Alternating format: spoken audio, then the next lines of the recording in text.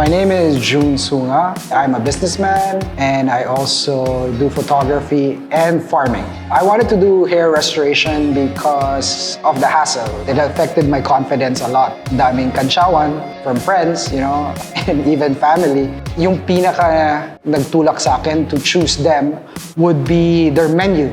The services, they actually had a price list. So the other clinics I would do the consultations, they didn't have a menu or a price list. So I felt like they were profiling me. With CDP, it was very easy. I didn't feel judged, I didn't feel profiled. Oh, I was very happy.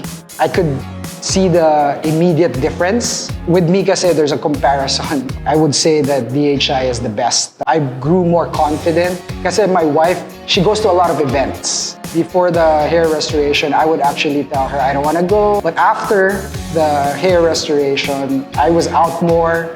I could be of service to her kasi I could be with her, I could be her date, not like before.